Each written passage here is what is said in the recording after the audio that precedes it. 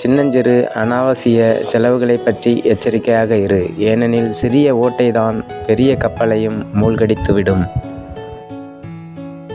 நீ உனக்கு விருப்பமானவற்றை வாங்காதே, உனக்கு தேவையானதை வாங்கு. பைசாவை நீங்கள் கவனித்தால் போதும், ரூபாய்கள் தாங்களே தங்களை கவனித்துக் கொள்ளும். வறுமையிலிருந்து செழுமைக்கு போகும் பிரயாணம் கடினம், திரும்பி வருவது சுலபம். வருமானம் செருப்பு போன்றது, அளவு குறைந்தால் கடிக்கும், அதிகரித்தால் நடக்க முடியாது.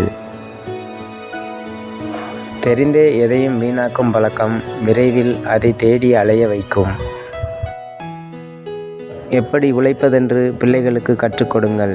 ஏன் சேமிக்க வேண்டும் என்பதை தானாகவே கற்றுக்கொள்வார்கள்.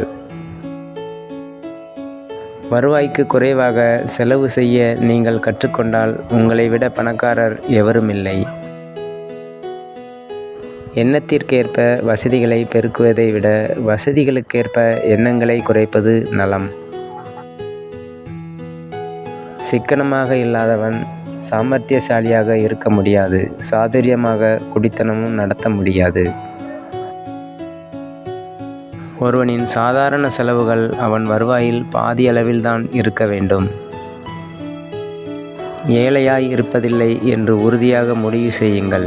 எப்பொழுதும் உங்களிடம் இருப்பதை விட குறைவாகவே செலவு செய்யுங்கள். செலவழித்த பிறகு மிச்சமிருப்பதை சேமிக்காதே, சேமித்த பிறகு மிச்சமிருப்பதை செலவிடுங்கள். உங்கள் பணத்தை வைத்திருக்கும் முன் ஒருபோதும் செலவு செய்யாதீர்கள்.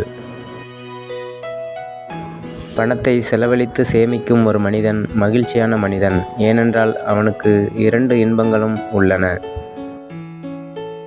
பட்ஜெட் என்பது உங்கள் பணம் எங்கே போனது என்று யோசிப்பதற்கு பதிலாக எங்கு செல்ல வேண்டும் என்று கூறுகிறது.